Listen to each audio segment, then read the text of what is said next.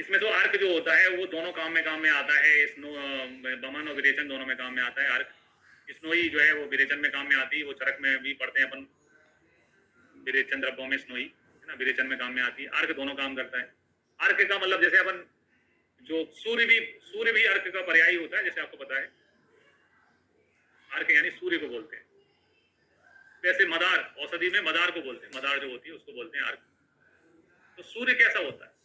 सूर्य अच्छा भी लगता है, बेकार भी लगता है। जब सर्दी होती है तो धूप अच्छी लगती है, गर्मी होती है तो धूप बेकार लगती है। यानी डुअल नेचर, अर्क का डबल नेचर होता है, दो चीजें कराता है अर्क, पवन भी विरेचन भी, है ना। ये सब चीजें आपको दिमाग में भरनी है ताकि एग्जाम हॉल में आपको याद आ जाए। ये अर्क जो है वो डबल नेचर वाला होता है, पवन भी कराता है, विरेचन भी कराता है। स्नोई तीक्ष्ण विरेचा नाम चरक में लिखा हुआ है, स्नोई विरेचन में काम में आती है। अस्मंतक बमन में काम में आता है। अगर आपका बच्चा है उसने छोटा पत्थर खा लिया खाने में तो आप क्या कराओगे? बमन करा दोगे। अस्मा मतलब पत्थर ही होता है ना। पत्थर का क्या होता है, हमेशा उल्टी करा के बाहर करते हैं, बमन करा देते हैं। अस्मंतक बमन में काम में आता है, ऐसा याद करना है। अस्मंतक बमन में काम में आता है, स्नोई विरेचन में, अर्क दोनों में काम।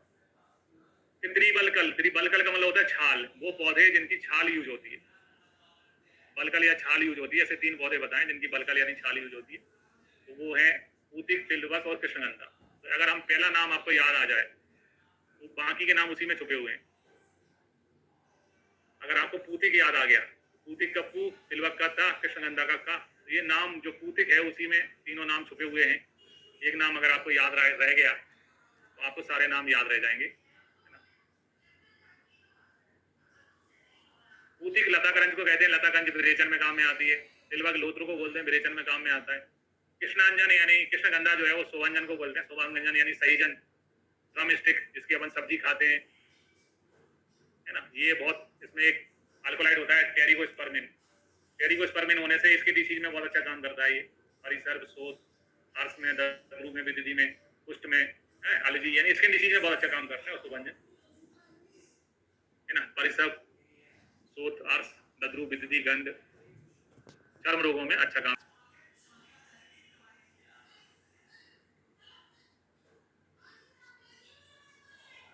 आर्स में, दद्रु में, विदिति में, कुष्ठ में, एलर्जी यानी स्किन डिसीज में बहुत अच्छा काम करता है शोभांजन, है ना। परिसर्प, शोथ, आर्स, दद्रु, विदिति, गंध, चर्म रोगों में अच्छा काम करता है कृष्णगंधा यानी शोभांजन।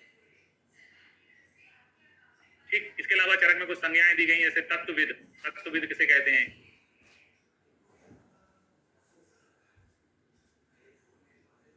तो तत्वविद के लिखा है योग बिन नाम रूपज्ञ तासाम तत्वविद उच्यते, यानी जो वैद्य औषध के नाम और रूपों के साथ साथ औषध की सम्यक योजना करने में सक्षम है उसको तत्वविद कहते हैं। कई लोग जैसे जो जंगल में रहने वाले लोग रहते हैं, आदिवासी लोग हैं, वो हो सकता है उन्हें औषधियों के बारे में पता हो, पर उनको कैसे यूज करना है, कितनी मात्रा में लेना है, वो नहीं पता रहता है।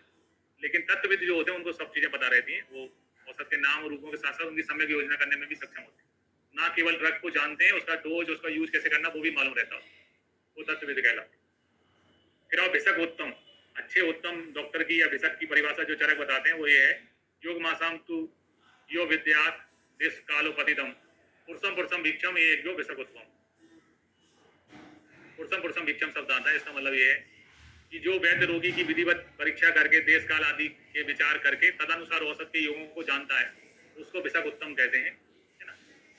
यानी चरक में जो है रोग की चिकित्सा नहीं लिखी, रोगी की चिकित्सा लिखी है। एक रोगी हो सकता है जिसको ज्वर है, ज्वर के साथ अतिसार भी हो सकता है, पांडु भी हो सकता है, ज्वर के साथ में और दूसरे कॉम्प्लिकेशन भी हो सकते हैं।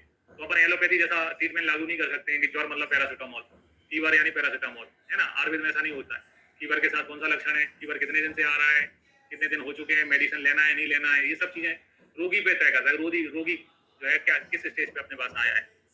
तो एक जो है पुरुषम पुरुषम भिक्षम करके जो चिकित्सा करता है, अवलोकन करके जो चिकित्सा करता है उसको भिषक उत्तम कहा है। फिर आए अपनी चिकित्सा विधि का अच्छे से यूज करना चाहिए, उसके लिए लिखा है उन्होंने यथा विषम यथा सस्तम यथा अग्नि शनि यथा। आप पुराने पेपर लगाएंगे तो यूपीएससी 2010 में आया हुआ है इस लोग, यूपीएससी 2010 में आया हुआ। इसका मतलब है कि विष जैसे विष होता है, जैसे शस्त्र होता है, जैसे अग्नि होता है, वैसे ही जो है अगर आप औषध का ढंग से यूज नहीं करते तो वैसे ही परिणाम हो सकते हैं। किसी को आपने ज्यादा मात्रा में डोज दे दिया, विष के समान काम करेगी। यथा विषम यथा सस्तम यथा अग्नि, है ना। जिस प्रकार से विष, शस्त्र, अग्नि और, है ना, इंद्र के वज्र के समान घातक है ये सारी चीजें। अगर अपन इसका विधि पूर्वक यूज करें तो अमृत के समान है, और अगर गलत यूज हो गया तो फिर ये विष शस्त्र अग्नि के वज्र के समान घातक होती है। अब सब बहुत सारी औषधियां अपनी होती हैं, जिसमें बसनाव होता है, भांग है, आईफेन है, इनकी आईफेना सब है सपोज। अब आईफेना सब अपन ने बोल दिया कि 4 चम्मच ले लेना सुबह शाम तीनों टाइम, वो ओवरडोज हो गया उसका, है ना। औषध की जगह वो जो है विष के समान काम कर जाएगी। इसके बाद में अगले लाइन है, योगादपि विषम तीक्ष्णम उत्तमम भेषजम भवेत् भेषजम च भी दुर्युक्तम तीक्ष्णम संपदे विषम। यानी अत्यंत तीक्ष्ण विष को भी समय पूर्वक प्रयोग करके उत्तम भेषज बनाया जा सकता है। जैसे उदाहरण है संजीवनी बटी, है ना। अब संजीवनी बटी में 2 विष होते हैं, बल्लातक भी होता है, वसनाभ भी होता है, लेकिन हमने उसका कॉम्बिनेशन अच्छा किया। पहले उसमें 2 विष हैं, विष का शोधन में होता है गौमूत्र में, संजीवनी बटी में किसकी होती है, गौमूत्र की। तो हमने अच्छी योजना करके संजीवनी बटी के रूप में 2 विष का यूज हो रहा है इसमें। संजीवनी बटी में भल्लातक भी होता है और बसनाभ भी होता है, लेकिन हम उसका अच्छी तरह से यूज करके वो हमारे लिए अमृत जैसा काम कर जाता है। इसी प्रकार लेकिन श्रेष्ठ औषध का दुर्युक्त प्रयोग करने पर वो तीक्ष्ण विष बन जाता है। कई बार जैसे लवंग आदि बटी है, वो चूसने की गोली है, चूसने के घटकते जा रहे हो तो नुकसानदायक हो जाएगा एकाएक। तो इस प्रकार से श्रेष्ठ औषध भी दुर्युक्त प्रयोग करने पर तीक्ष्ण विष के समान कन्वर्ट हो जाती है। मूर्ख वैद्य द्वारा रोगी से धन लेने की निंदा की है, मतलब बुराई की है। एक तो जो डॉक्टर को नॉलेज नहीं हो, फिर ऊपर से पैसे मांग रहा है। तो चरक झोला छाप जो डॉक्टर होते हैं, जिनके डिग्री होल्डर नहीं होते, उनका बहुत विरोध करते हैं। चरक कहते हैं आपको मानना ही है ना, तो जहरीले सांप का विष पी लो। वो भी नहीं मिल रहा है तो घर में तांबा पड़ा है, उसको उबाल लो, तांबा भी विष होता है। वो भी नहीं मिल रहा है तो अग्नि में तपाया हुआ लोहा जो होता है उसको खा के मर जाओ। पर फर्जी डॉक्टर को मत दिखाओ, मूर्ख वैद्य को मत दिखाओ। तो ये साफ साफ उन्होंने मना किया है। इसके अलावा चरक कहते हैं, नातु श्रुत बताम वेशम विप्रता शरणागतम गृहीत अन्नपान वित्तम्बा। जो आपकी शरण में आया हुआ है उससे अन्नपान या वित्र नहीं लेना चाहिए। यानी कि जो रोगी आपके पास इलाज कराने आया है उसको पहले उसकी जीवन की रक्षा करना चाहिए, अन्नपान या धन उससे नहीं लेना चाहिए। धर्मा मतलब आपको तो नेकी करो दरिया में डाल, जैसा बताया कि चिकित्सा जो है वो धर्म के काम में आती है, पैसे कमाने के काम में नहीं बताइए। अन्नपान या धन नहीं लेना चाहिए रोगी से। इसी प्रकार से आचार्य सुश्रुत में भी एक लाइन आती है, पुत्र बत, है ना, पुत्र के समान जो है रोगी को समझते हुए उसकी चिकित्सा करना चाहिए। यानी रोगी को अपने पुत्र के समान मान के चिकित्सा करना चाहिए। अगर हमारा खुद का बेटा बीमार होता तो हम क्या करते। तो पुराने जमाने में लोग जो है प्रोफेशनल नहीं होते थे, है ना। धर्म पुण्य यश कीर्ति ये सब पाने के लिए चिकित्सा करते थे, पैसे कमाने के लिए नहीं होती थी। फिर इसके अलावा एक और श्लोक है 133वां, वो है तदेव युक्तम भेषजम यदा रोगाय कल्पते, है ना। भेषज वो अच्छी भेषज वो है जो रोग को आरोग्य को स्थापित करती है, रोग को दूर करती है। तो इसको पढ़ के लगता है तदेव युक्तम भेषज्यम यदा रोगाय कल्पते, है ना। इसका वर्णन कहाँ मिलता है, चरक में, सारंगधर में, काश्यप में, इस टाइप से पूछा जा सकता है। तदेव युक्तम भेषज्यम यदा रोगाय कल्पते, है ना। इसका संदर्भ पूछा जा सकता है। चरक का श्लोक है, सुश्रुत का है, काश्यप का है, सारंगधर का है, भेषज का है, सब पूछा जा सकता है। तो ये श्लोक जो है भेषज का नहीं है, सारंगधर का नहीं है, चरक का है। तदेव युक्तम भेषज्यम यदा रोगाय कल्पते। ठीक है, तो ये था पहला चैप्टर। ब्रेक लेते हैं 20 मिनट का, 20 मिनट के बाद में फिर अपन दूसरा चैप्टर देखेंगे।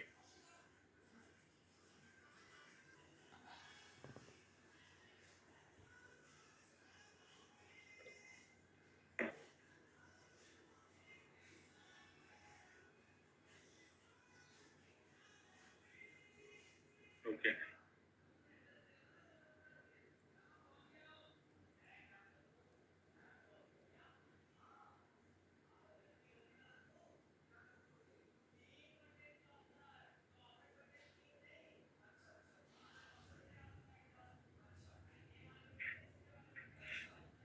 तो आइए स्टार्ट करते हैं हम। अब हम देखने वाले हैं सेकेंड चैप्टर, जो कि है अपामार्गतंत्री अध्याय। और जैसा कि हम भेषज चतुर्थ पढ़ रहे हैं तो इसमें भी औषधियों के बारे में बताया गया है। और अंत परिमार्जन द्रव्य यानी जो कि पंचकर्म में यूज होते हैं, संशोधन कर्म में यूज होते हैं, उनका इसमें वर्णन है। अक्सर इंटरव्यू में पूछा जाता है कि सिद्ध करिए कि चरक संहिता वो विज्ञान के व्यवस्थित क्रम में लिखी गई है। तो हमें पता चलता है कि चरक का जो हम पहला चैप्टर पढ़ते हैं वो दीर्घ जीवनी अध्याय है। दीर्घ जीवन के लिए हमारा शरीर स्वस्थ होना चाहिए। स्वस्थ में सबसे पहले इंपॉर्टेंट है शरीर में उत्तमांग यानी हमारा सिर, और सिर के लिए नस से सबसे अच्छा होता है। नस में श्रेष्ठ औषधि अपामार्ग टंडोल शब्द से आचार्य चरक ने सेकंड चैप्टर जो है वो स्टार्ट किया है। तो इससे यह प्रतीत होता है कि बहुत ही व्यवस्थित क्रम में चरक संहिता लिखी गई है। पहला चैप्टर दीर्घ जीविती चैप्टर था और दीर्घ जीवन के लिए उत्तमांग सिर के स्वस्थ रहने के लिए जो शिरोवेचक द्रव्य है अपामार्ग है ना, अपामार्ग तंडुली से चालू हुआ है चैप्टर का नाम। इसमें जो टंडुल शब्द है उसका अर्थ जो है वो थोड़ा चक्रपाणी, यहाँ पर इसको सुधारने की आवश्यकता है। टीका हम पढ़ते हैं तो चक्रपाणी के अनुसार मतलब टंडुल शब्द का अर्थ ये है, लेकिन चक्रपाणी ने इसका अर्थ अलग बताया है। चक्रपाणी जी ने इसका अर्थ जो है वो अलग बताया हुआ है।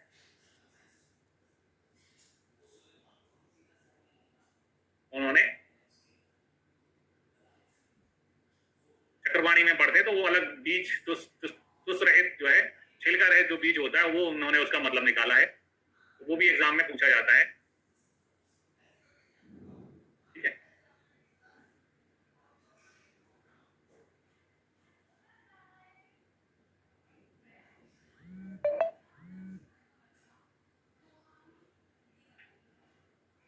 जो निस्तुस होता है वो चक्रपाणी ने अर्थ बताया।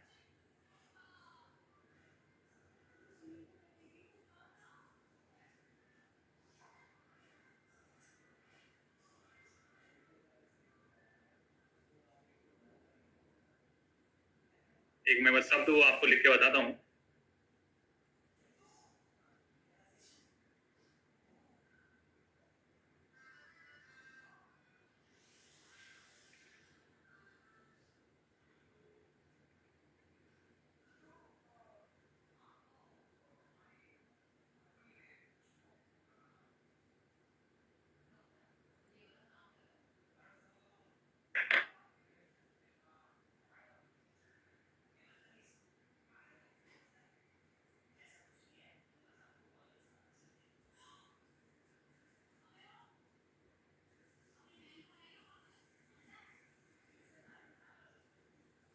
चक्रवाणी ने जो शब्द का अर्थ बताया है वो अलग बताया है ना।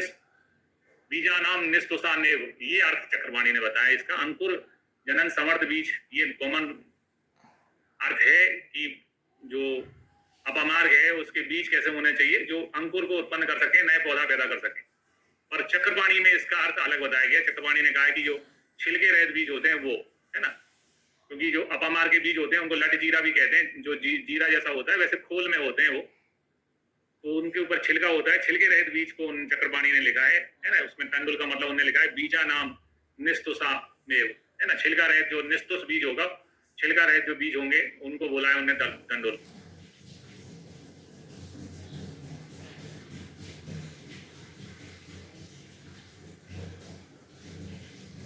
किसने? चक्रपाणी ने। कभी कभी चक्रपाणी का के नाम से क्वेश्चन आएगा आपके सामने कि चक्रपाणी ने क्या अर्थ लिया, तो चक्रपाणी ने ये अर्थ लिया है। और नॉर्मल जो मीनिंग होता है वो ये होता है कि जो अपामार का जो दाना है जो नए पौधे को पैदा कर सके, जिसमें अंकुर जनन समर्थ क्षमता हो, वो टंडुल से उसका अर्थ समझना चाहिए। लेकिन इससे विपरीत चक्रपाणी ने दूसरा अर्थ बताया है। छिलका रहित बीज जो है उसको उन्होंने टंडुल माना है। तो चक्रपाणी का एक क्वेश्चन आपके सामने टकराएगा, बीएचयू में भी आया है और दूसरी एग्जाम्स में भी आया है, तो ये ध्यान रखना। चक्रपाणी ने इसका अलग अलग अर्थ बताया है।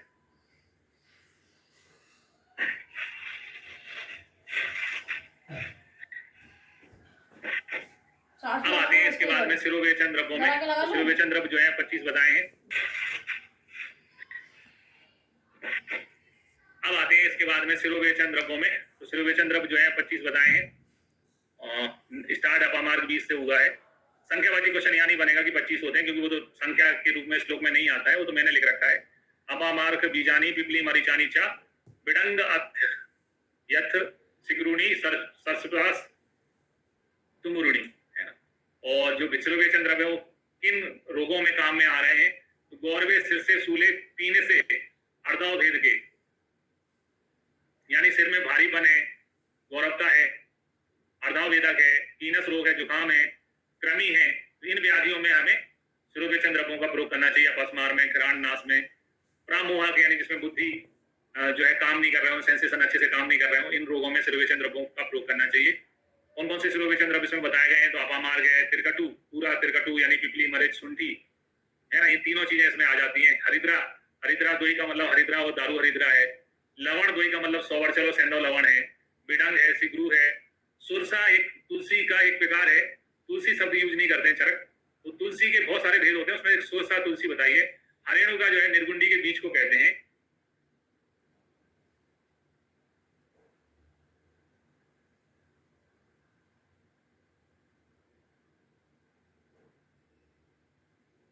निर्गुंडी बीज को कहते हैं हरेणु का। जबकि इसी से मिलता जुलता दूसरा शब्द जो है हरेणु, हरेणु जो है वो हरे मटर को कहते हैं। हरे मटर का जो दाना होता है उसको कहते हैं हरेणु। हरेणु का निर्गुंडी बीज को कहते हैं। इसके अलावा सीरीस बीज है ना, सीरीस बीज भी बताया इसमें।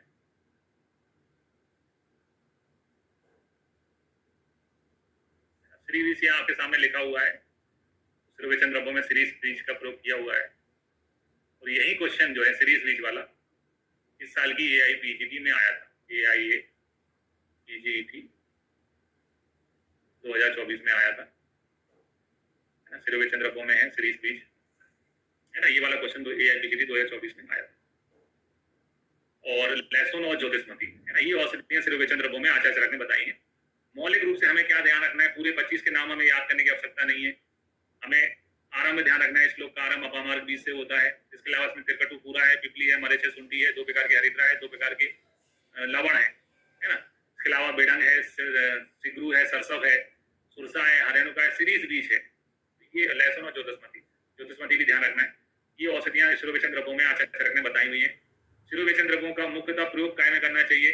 तो गौरवा, सिर से सूले, सिर जिसमें भारीपन लगता हो, सिर में दर्द होता हो, पीनस हो, अर्धावेदक हो। इसके अलावा कृमि व्याधि हो, घर में सिरोरोग हो, अपस्मार हो, इन व्याधियों में हमें सिरोवेचन द्रव्यों का प्रयोग करना चाहिए।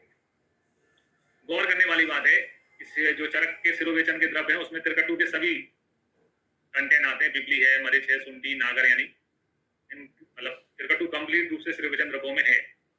इसके अलावा बचा और ज्योतिषमती औषधियों का भी एक बार क्वेश्चन NIA में पूछा गया है कि बचा और ज्योतिषमती को चरक ने किस गण में रखा है। तो बचा और ज्योतिषमती का क्वेश्चन आता है, जैसा यहाँ श्लोक में मैंने बताया भी ज्योतिषमती इसमें आता है सिरोवेचन द्रव्यों में। इसके अलावा बचा के बारे में भी क्वेश्चन बनता है। तो चरक विमान अध्याय जो जिसमें सिरोवेचन गण है उसमें चरक विमान अध्याय 8 में। इसके अलावा सुश्रुत में भी जहाँ पर पंचकर्म की औषधियां बताई गई हैं, सुश्रुत अध्याय 39 में, यहाँ पर ये दोनों द्रव्य बचा और ज्योतिषमती, है ना, सिरोवेचन के द्रव्यों के अंदर बताए गए, है ना। तो केवल बचा बताया गया है, ज्योतिषमती नहीं बताया गया है, या दोनों बताए गए, इस टाइप का क्वेश्चन NIA में बन के आ चुका है। तो यहाँ सिरोवेचन द्रव्यों जो पंचकर्म के रूप में सिरोवेचन द्रव्य हैं उसमें नहीं बताया है, लेकिन जो विमान स्थान में जो सिरोवेचन का गण है उसमें चरक ने बताए हैं। बचा भी बताई और ज्योतिषमती भी बताई हुई। सिरोवेचन द्रव्यों में कौन से रसों का प्रयोग नहीं किया जाता है? तो तिरकटु अगर यूज कर रहे हैं, तिरकटु का मतलब तो कटु रस तो होता ही है, लवण है ही लवण के रूप में, है ना। मुख्यतः कौन से रस नहीं यूज होते हैं? तो मधुर और अम्ल रस यूज नहीं किए जाते। तो सिरोवेचन द्रव्यों में मधुर और अम्ल रस यूज नहीं किए जाते। कटु, तिक्त, कषाय, लवण, ये रस यूज किए जाते हैं। लवण तो होता ही है क्योंकि इसमें वैसे भी ये रस कफ को बढ़ाने वाले होते हैं। और सिर जो है ना, हमारे मुख रोगों में, सिर में, है ना, मुख रोगों में कफ का आश्रय होता है, तो ये मधुर और अम्ल रस यूज नहीं होते।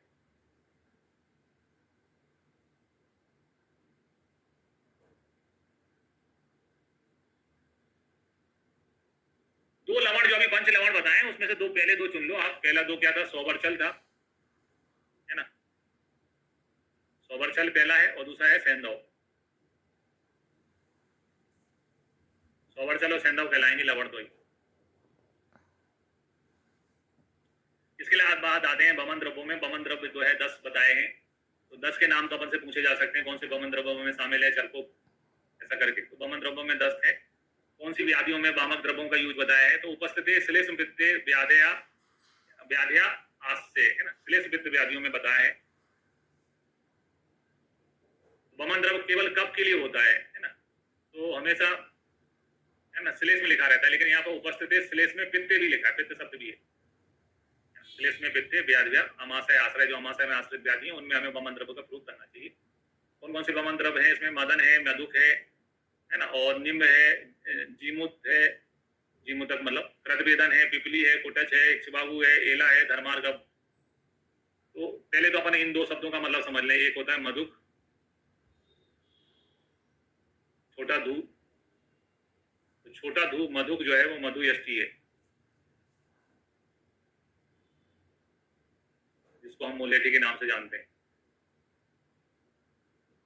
दूसरा एक शब्द होता है मधुक। मधुक का मतलब होता है महुआ, है ना। महुआ आपने सुना होगा, जिसकी दारू बनती है, जहरीली शराब महुए की। तो छोटा धू जो है मोलेटी के लिए है वो, ठीक है। कुल मिला के 10 में षडवामक जो होते हैं, षडवामक में क्या होता है, मदन फल है ना, एक जीमूतक है, इक्ष्वाकु है, धर्मार्गव है, कुटज है, कृतवेदन है ना। ये 6 के 6 इसमें आते हैं। मदन यानी मदन फल, जीमूतक, इक्ष्वाकु, कुटज, धर्मार्गव और कृतवेदन, ये 6 को क्या बोलते हैं, षडवामक। इसमें षडवामक पूरे के पूरे आते हैं। षडवामक जो होते हैं वो पीने में कड़वे होते हैं। यहाँ लिखना यहाँ बोला अपन ने मीठे, मीठे यानी मधुक। पीने, पीने का मतलब पिपली और नीम, है ना। पीने, ने और ने में एक ही मात्रा जुड़ जाएगी, तो ई से एला हो गया, पीने में। षडवामक, ये षडवामक लिखा है, ये हो गया, इसके लिए शब्द हो गया मीठे, मीठे हैं। पी आई पिपली, नीम का एन हो गया, एला का ई हो गया, तो षडवामक मीठे पीने में। ऐसे करके 10 के नाम अपन को याद रखने हैं, है ना। षडवामक क्या है, मीठे हैं पीने में, है ना। षडवामक मीठे हैं पीने में। फिर आते हैं विरेचन द्रव्य जो है वो 17 बताए हैं। विरेचन द्रव्य 17 बताए हैं। पक्वाशय गते दोषे विरेकार्थ प्रयोजित, है ना। पक्वाशय में दोष हो तो उनको विरेचन के माध्यम से निकालना चाहिए। तो ये दोनों में अंतर हो गया, ठीक है। अगर अमाशय में दोष है तो अमाशय आश्रित दोष है तो क्या करना है, बमन, बमन से अमाशय आश्रित में, अमाशय आश्रय में बमन कराना है। पक्वाशय में हो तो विरेचन कराना है।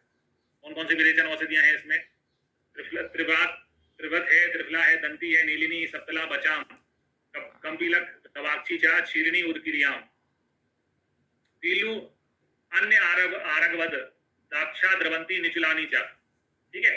कुल मिला के इन 17 में से 9 जो हम कल्प स्थान में विरेचन द्रव्य पढ़ते हैं उनमें से त्रिवत यहाँ पे बताया गया है, आरगवद बताया गया है, सप्तला बताया गया है, दंती, द्रवंती इसमें आते हैं। त्रिवत श्यामा नहीं है, आरगवद है, सप्तला है, दंती, द्रवंती है, ये बताए हैं। इसके अलावा कंपीलक, है ना। कंपीलक अपन ने इससे पहले अभी फलिनी में भी पढ़ा था, है ना। नीलिनी नई औषधि जोड़ी है। गवाक्षी इससे पहले अपन ने मूलिनी में पढ़ा था, क्षीरणी मूलिनी में पढ़ा था, उत्क्रिया फलिनी में पढ़ा था।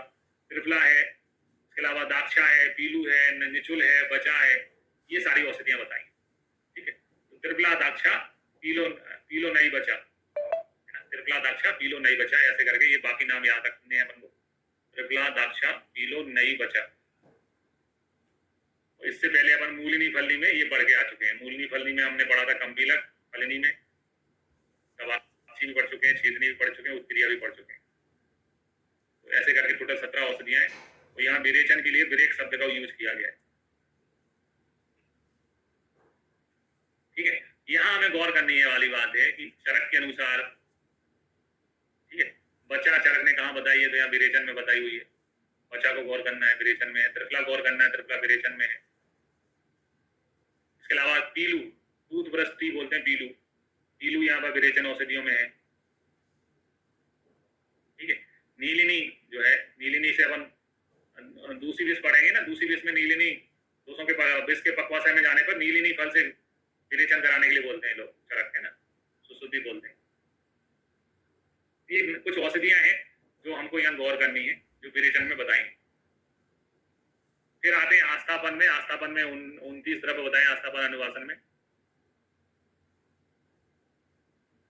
29 द्रव्य बताए। आस्थापन अनुवासन की औषधियां किन रोगों में काम में आती हैं, तो उदावर्ते विबंधेसु, जो ज्योत आस्थापन है, उदावर्त में, विबंध में आस्थापन औषधियों का प्रयोग करना चाहिए, है ना। 10 मूल के द्रव्य हैं, लवण है, तो जो जैसे नीरुबस्ती बनती है, नीरुबस्ती बनाने के लिए क्या चाहिए आपको, कल्प क्वाथ चाहिए होता है, शहद चाहिए होता है, उसमें लवण चाहिए होता है, तो इसमें और स्नेह चाहिए होता है ना। तो इसमें स्नेह है, इसमें लवण है, 10 मूल द्रव्य हैं पूरे के पूरे आस्थापन अनुवासन में। इसके अलावा गुड़ची है, गुड़ची आदि बस्ती आपने पढ़ा होगा। मदन फल आदि बस्ती, मदन फल है ना, पलाश है, एरंड है, बला है, पुनर्नवा है, कृत्रण है, यव, कोल और कुलत है। तो यव, कोल, कुलत तो अपन वो पढ़ते हैं बस्ती, सिद्ध बस्ती, ये तो सिद्ध बस्ती के घटक हैं, है ना, यव, कोल, कुलत।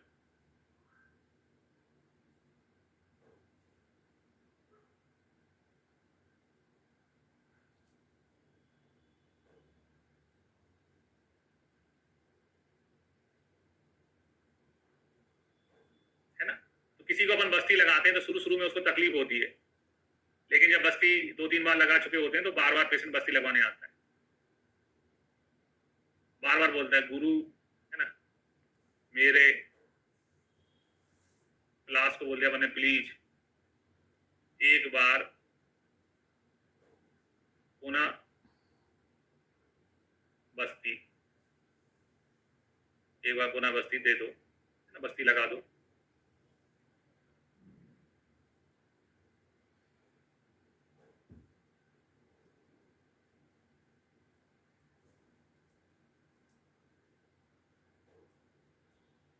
है ना, तो ये औषधि हो गया गुरु मदन यानी मेरे, प्लीज एक बार पुनः बस्ती, है ना, दे दो, ऐसे करके। तो ये औषधियां आपको ध्यान रखनी है। ये सारी गुड़ची है, मदन है, पलास है, एरंड है, बला है, पुनर्नवा है ना, ये सब औषधियां जो है वो आस्थापन अनुवासन में बताई गई हैं। और कोई अब कोल गलत तो याद रहता है, क्योंकि जब अपन सिद्ध बस्ती पढ़ते हैं तो उसमें ये आपको कोल गलत का यूज होता है। लास्ट में गौर करने वाली चीज ये है कि यहाँ पर एरंड जो है तेल नहीं यहाँ है, एरंड का मतलब यहाँ एरंड मूल निकलेगा, है ना। एरंड का मतलब यहाँ एरंड तेल नहीं है, एरंड मूल है। एरंड तेल तो विरेचक में जाता है, एरंड मूल जो है बस्ती में आती है।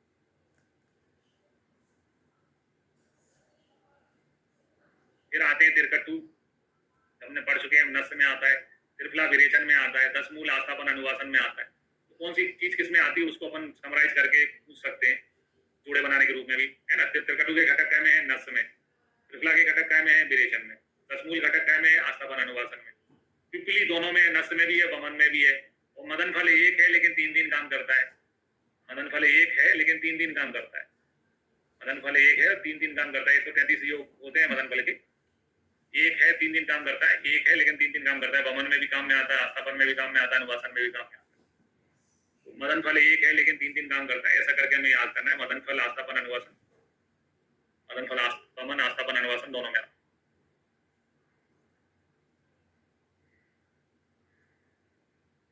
फिर आते हैं पंचकम के बारे में। श्लोक है, तानी उपस्थित दोषाणाम स्नेह स्वेदोपाद नहीं पंचकर्माणी कुर्वीत मात्रा कालो विचार्य, है ना। तो यहाँ पर उपस्थित दोष होने पर, है ना, मात्रा काल पे विचार, है ना। पंचकम में जो द्रव्यों का यूज करते हैं तो उसमें मात्रा काल पे विचार करके करना चाहिए। तो यहाँ पर ये तानी उपस्थित दोषाणाम, ये वाली लाइन जो तानी डैश डैश डैश दोषाणाम करके, अभी पिछले साल एक एग्जाम हुई थी उत्तराखंड की, उत्तराखंड पीएससी, है ना, उत्तराखंड पीएससी 2022 की जो हुई थी, उसमें ये क्वेश्चन आया था, डैश डैश डैश दोषाणाम स्नेह स्वेदोपादनो पंचकर्म कुर्वाणी मात्रा कालो विचार्य। इससे पहले, है ना, एग्जाम में ये भी पूछा जा चुका है, पंचकर्माणी कुर्वीत डैश डैश डैश डैश, है ना, डैश डैश डैश विरेचयान, किस पे किसमें विचार करना चाहिए, विरेचयान नहीं, विचार्यान है, मात्रा काल पे विचार करना चाहिए। तो ये दोनों ही क्वेश्चन एग्जाम में पूछे जा चुके हैं। ये तानी उपस्थित दोषाणाम भी पूछा जा चुका है, मात्रा कालो विचार्यान ये भी पूछा जा चुका है। इस प्रकार से हम चरक सूत्र अध्याय दूसरे में सबसे पहले बार पंचकम शब्द पढ़ते हैं, है ना। पंचकम के रूप में शब्द जो है सबसे पहले दूसरे चैप्टर में ही आया है चरक में, है ना। पंचकम शब्द जो है चरक संहिता के दूसरे अध्याय में पढ़ने को मिलता है। पंचकम से पहले स्नेह स्वेदनो, पंचकम से पूर्व स्नेह स्वेदन आदि पूर्व क्रम जो है सम्यक रूप से कराने का निर्देश दिया गया है।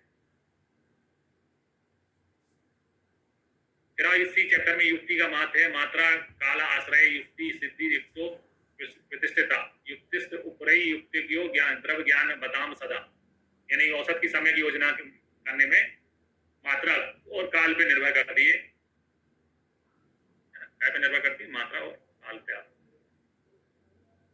युक्ति में सफलता स्थित है द्रव्य ज्ञान की रखने मतलब इच्छा रखने वाले व्यक्ति के, है ना, द्रव्य ज्ञान को रखने वाले व्यक्ति के स्थान पे युक्ति जो है वो सदा श्रेष्ठ होता है।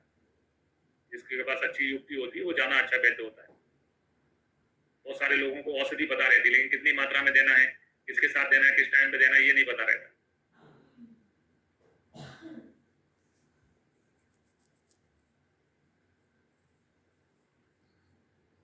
इसके बाद में आते हैं अष्टविंशति एवागु, 28 प्रकार के एवागु बताए गए। जैसा हम पंचकम करते हैं तो पंचकम में संसर्जन क्रम भी आता है ना। पंचकम के बाद में संसर्जन क्रम में चरक या विलेपी एवागु यूज करने के लिए बोलते हैं। तो चरक संहिता के दूसरे अध्याय में कितने एवागु का वर्णन है? 28 एवागु का वर्णन है। ठीक है, ये क्वेश्चन एग्जाम में आता है, कितने एवागु हैं? 28। 28 यवागु में से 22 यवागु हैं, 6 पिया है ना। पिया और यवागु में क्या अंतर होता है? यवागु और में जो है जल और चावल का जो अनुपात होता है, टन जुल है ना, चावल के कण और जल का अनुपात जो है वो 1:6 होता है। तो याद रखने के लिए मैं बोलता हूँ यवागु जो है क्या है, युवराज सिंह है। युवराज सिंह ने कितने छक्के मारे थे? 6 छक्के है ना, 6 6 मारे थे। तो यवागु में 1:6 का रेशो होता है याद रखने के हिसाब से। और पिया में 14 गुना होता है। पिया में 14 गुना।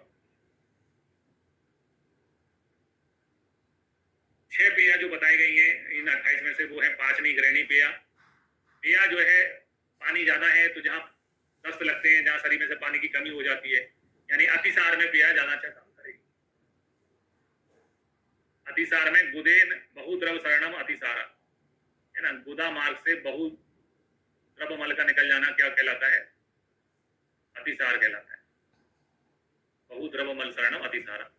तो पेया से पानी की पूर्ति हो जाएगी, क्योंकि पेया में चावल की तुलना में 14 गुना पानी होता है। तो ये कहने का मतलब है अतिसार में पेया का यूज करना चाहिए। इसलिए देखो, श्लेष्म अतिसार नाशक पेया है, रक्त अतिसार नाशक पेया है, आम अतिसार नाशक पेया है। इसके अलावा मूत्र कक्ष में डिहाइड्रेशन होता है तो इसमें भी पेया है, मूत्र कक्ष नाशनी पेया है। धातु क्षयवात की वृद्धि एक बात विकार नाशक पेया है। और एक पाचनी ग्रहणी, पाचनी और पाचन और ग्रहण जो है अतिसार की चिकित्सा है। पाचनी ग्रहणी पेया का प्रयोग करना चाहिए। पाचनी ग्रहणी जो है का प्रयोग करना चाहिए।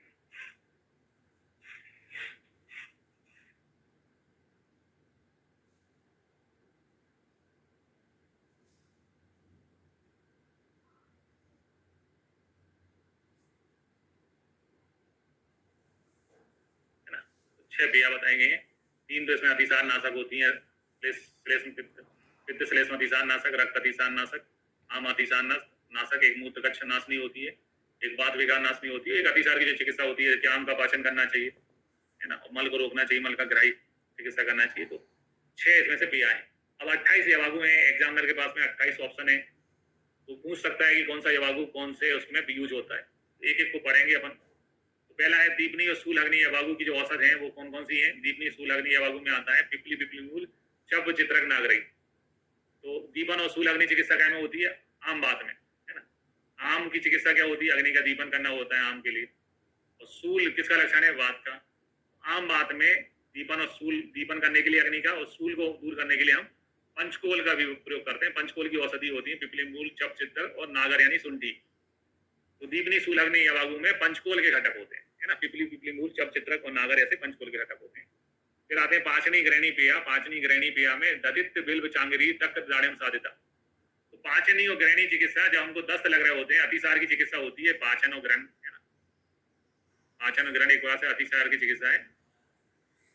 तो जब हमको दस्त लग रहे होते हैं तो हमारे माँ बाप ने सिखा रखा है कि बेटा दही चावल खाओ, दही चावल खाने से जो है दस्त ठीक हो जाते हैं। तो दही चावल तो काम में नहीं आया, दही का ददित्य काम में आ गया है ना। श्लोक कैसे चालू होता है इसका? ददित्य से चालू होता है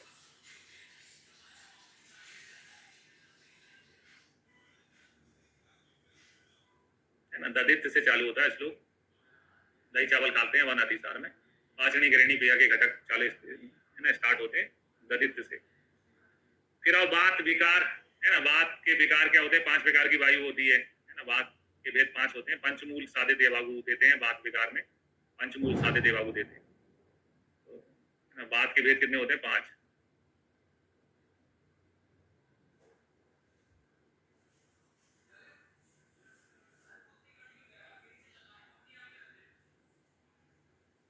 बात के भेद 5। बात विकार नाशक पेय है, पंचमूल साधित पेय, लघु पंचमूल साधित रहती है। फिर आओ हिक्का के कितने भेद होते हैं? 5 भेद। सांस के कितने भेद होते हैं? 5। श्वास के 5। हिक्का श्वास का एक ही चैप्टर होता है यार। 5 हिक्का श्वास के हो गए, 5 हो गए कांस के। 5 5 कितने हो गए? 10। सब याद करने के तरीके हैं। देखो यहाँ कोई आयुर्वेद में लॉजिक टेक्नोलॉजी नहीं यूज करना आपको है ना। 10 मूल वैसे ही बात नाशक होता है। हिक्का श्वास में बात के साथ में कफ इन्वॉल्वमेंट रहता है, 10 मूल का यूज होता है। 10 मूल साथे देवागु का प्रयोग किया जाता है। हिक्का श्वास में 10 मूल देवागु है। फिर आते हैं पित्त श्लेष्म अतिसार नाशक पेय में है ना। तो पित्त श्लेष्मतिसार में पर्णी पर्णी आते हैं, साल पर्णी है ना, बला बिल्व कृष्ण पर्णी, पर्णी पर्णी बताया है पित्त श्लेष्मतिसार, साल पर्णी कृष्ण पर्णी साधित। फिर और रक्त अतिसार में, रक्त अतिसार शब्द को अपन अगर दो भागों में बांटते हैं तो रक्त अतिसार में क्या आएगा, आधा रक्त होगा, आधा मल होगा, अतिसार यानी मल होगा। तो इसमें जो यवागु बताया उसमें आता है पयस से अर्धो उदके छागे, तो आधा पय यानी कि दूध, और अर्ध उदक यानी आधा उदक यानी जल। ऐसे करके कहानी के रूप में अपन इसको याद रखेंगे कि रक्त अतिसार में आधा रक्त होता है, आधा मल होता है। जैसे इसके यवागु है ना, इसमें जो यवागु बताया गया है रक्त अतिसार में, उसमें आधा पानी आधा दूध आता है। एग्जाम पहचानने की परीक्षा है भैया। रक्त अतिसार में आधा दूध आधा पानी, पयस से अर्धो उदके, पय का मतलब होता है दूध आधा पानी है ना। ऐसा करके हमें रक्त अतिसार को याद करना है। रक्त अतिसार में ऐसे साधित यवागु यूज होता है, पयस से अर्धो उदके छागे। फिर आओ आमातिसार नाशक श्रेष्ठ औसत क्या है, अतिविषा बच्चों में आमातिसार होता है। बच्चों में एकल औसत कौन सी है ना, ज्वर कांच सर्दी अतिसार की एकल औसत क्या है, अतिविषा। आमातिसार जो है शिशु भेषज्या है, आमातिसार शिशु लोगों को होता है, छोटे बच्चों में होता है। फिर आप मूत्र कक्ष की सबसे अच्छी औसत क्या है, शब्दंशता। शब्दंशता से चालू होता है इसका श्लोक। शब्दंशता यानी गोक्षुर है ना, गोक्षुर बहुत अच्छा काम करता है मूत्र कक्ष में है ना। आमतिसार शिशु, आमतिसार नाशक क्रिया में स्टार्टिंग जो औषधि होगी वो क्या होगी, अतिविषा है ना। दिमाग में बिठाते जाना है सब, अतिविषा होगी, अतिविषा से चालू होगा आमतिसार का श्लोक। मूत्र कक्ष में पहली औसत क्या होगी, गोक्षुर। गोक्षुर के लिए यहाँ शब्दंशता लिखा हुआ है। तृष्णा में मदिगा होगी, क्योंकि मदिगा मुनक्का जो है, मदिगा जल जो है वो प्यास बुझाता है। तृष्णा में मदिगा, सारीवा, लाज पिपली, मधुनागरी साधित लिखा हुआ है। क्रमी अग्नि का कैसे चालू होगा, बिडंग, क्योंकि क्रमी नाशक सबसे अच्छी औसत क्या होती है, बिडंग। क्रमी अग्नि बाबू बिडंग से चालू होती है। विष अग्नि में विष, जैसे विष है पॉइजन है ना, विष क्या है, पॉइजन। पॉइजन के विपरीत क्या होता है, अमृत। अमृत किसको बोला गया है, सोम को। सोमराजी से चालू होता है ना। सोमराजी वैसे बाकुची का पर्याय होता है, लेकिन यहाँ पर दूसरी तरीके से सोम है ना, सोमराजी यानी बाकुची होता है, लेकिन यहाँ मैं दूसरे तरीके से याद कराना चाहता हूँ। विष के विपरीत है सोम।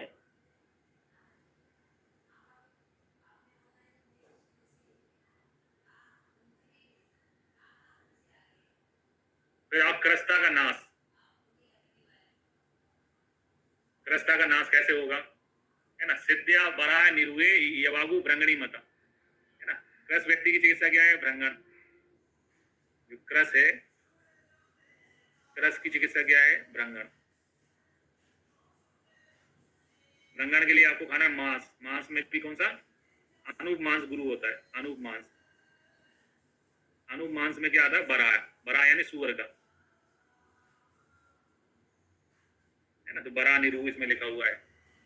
क्रस्ता कारक यानी आपको दुबला, दुबलेपन से मुक्ति, दुबला होना है, इसमें क्रस्ता नाश होना था, इसमें आपको क्रस्ता कारक यानी कि क्रस्ता को उत्पन्न करने वाला जो है, उसमें है गवेदुक कर्षण्याम सामाप्सिका। गवेदुक जो है वो धान्य में आता है, इससे कम एनर्जी मिलती है। मिलेट्स बोलते हैं आजकल ऐसी चीजों को, मिक्स आटा खाने के में अपन यूज कर सकते हैं गवेदुक का। तो गवेदुक खाएंगे तो एनर्जी कम मिलेगी गेहूं की तुलना में, तो क्रस हो जाओगे आप। डाइटिंग, जैसे डाइटिंग करते ना, कम low energy low calorie value वाली चीजें खाते हैं डाइटिंग में, वैसे डाइटिंग के लिए अच्छा है गवेदुक। जो गेहूं खाओगे, गेहूं गोधूम जिसे कहते हैं, गेहूं खाओगे तो स्थूलता आएगी और वजन बढ़ेगा, और गवेदुक खाओगे तो क्रस्ता आएगी। गवेदुक जो है धान्य कहलाता है। जैसे ओट्स होते हैं ना, ओट्स से हमको कम एनर्जी मिलती है, ऐसे गवेदुक से भी कम एनर्जी मिलती है ना। गवेदुक खाओगे तो क्रस्ता आएगी, क्रस्ता कारक में गवेदुक है। फिर स्नेहार्थ यवागु में तो सर्पी मती बहुतिला, सर्पी लिखा है, सर्पी स्नेह है, और बहुत सारा तेल, बहुत तेल, तिल को तेल कर लो। तो स्नेह के लिए, स्नेहन के लिए क्या चाहिए आपको, स्नेहन के लिए चाहिए बहुत सारा तेल, बहुत सारा घी, तो सर्पी बहुतिला, तिला ऐसा शब्द आता है इसमें। रुक्ष बनाने के लिए हमें चाहिए कुश। रुक्ष क्या होता है, घास। घास रुक्ष होके क्या हो जाती है, तिनका बन जाती, तृण बन जाती। तो तृण पंचमूल का पहला घटक क्या है, कुश। कुश से चालू होता है। तृण पंचमूल का पहला घटक जो है क्या है, कुश। कुश से चालू होता है। इसके अलावा श्यामक जो होता है वो भी, श्यामका भी वृक्षाणाम चरक में भी आता है, आगे श्रेष्ठ भागों में। कुश से स्टार्ट होता है वृक्ष वाला। फिर आप पक्वाशय सूल अग्नि, पक्वाशय में सूल को दूर करने वाले की शुरुआत होती है यम, यमक, यम के मदरा सिद्ध। यहाँ रहने का तरीका, एक स्त्री है उसको यमक, यमक कहते हैं जुड़वा, ट्विंस को। उसके पेट में जुड़वा बच्चे हैं, ऊपर से वो मदरा पी रही है, दारू पी रही है। पक्वाशय में रुझा होना है ना, पक्वाशय में रुझा होगा। अगर आप यमक संतान आपके घर में है, ऊपर से आप दारू पी रहे हो, मदरा पी रहे हो, पेट में दर्द होना है, ऐसे करके। मीनिंग क्या है उससे हमें कोई लेना देना नहीं, हमें लेना देना है एग्जाम में कैसे सही हो जाए। पक्वाशय सूल अग्नि में लिखा है यम, यम के मदरा सिद्धा, है ना। फिर आप ग्राही, ग्राही का मतलब होता है जो मल को रोकने वाली चीजें होती हैं। जैसे ग्राही कब जो है मल को रोकते हैं। जैसे अपन कोई मर जाता है तो उसकी अस्थियां ग्रहण करते हैं, फिर गंगा जी में बहा के आते हैं। तो यहाँ पर आम, जाम और आम की अस्थि लिखा है, जामुन की। और ग्रहण क्या करना है, जामुन की, आम की अस्थि ग्रहण करना है। ग्राही में जामुन आम अस्थि से चालू होता है।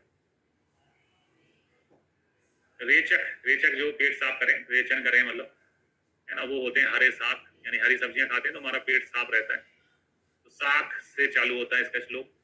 साग, साग के मास से तिल मासई सिद्धो वर्षो निरस्यति। वर्ष का मतलब अम्मल होता है।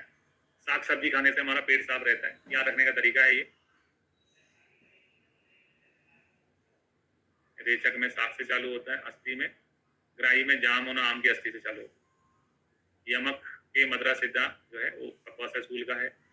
रूक्ष वाला जो है वो उससे चालू होता है ना। इसमें में बहुत सारा तेल और घी चाहिए आपको। सर्पी बहुतिला, रस बनाने के लिए गबोदिक, रस्ता कारक के गबे दो। फिर आप भेदनी में, है ना, भेदनी बाबू कैसे स्टार्ट होता है वो देखना है अपन को। भेदनी बाबू चालू होता है क्षार से। क्षार के भेद होते हैं, पानी क्षार, प्रतिसारणी क्षार। क्षार के क्या होते हैं, भेद होते हैं। क्षार के दो भेद पढ़ते हैं ना, पानी क्षार, प्रतिसारणी क्षार। क्षार के क्या है, भेद।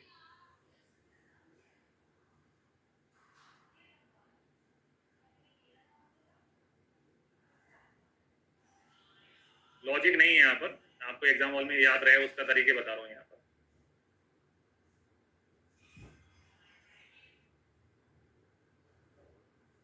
क्षार के भेद होते हैं, भेदनी वाला क्षार से चालू होता है।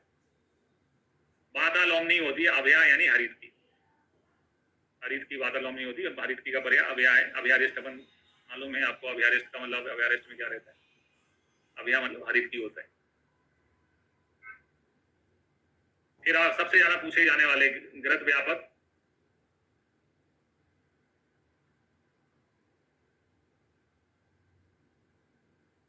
तो ग्रत व्यापक में आपको तत्र साधित बाबू का प्रयोग करना चाहिए। आपने खाई दाल बाटी, क्या खाई आपने, दाल बाटी। दाल बाटी में, दाल बाटी में डाला बहुत सारा घी। घी आपने ज्यादा खा लिया, अब आपको इसको न्यूट्रलाइज करना था, तो आपने क्या किया, छाछ पी लिया, छाछ। फिर क्या होगा, क्या कंसेप्ट है इसके पीछे, तो पहले दोनों ये छाछ और घी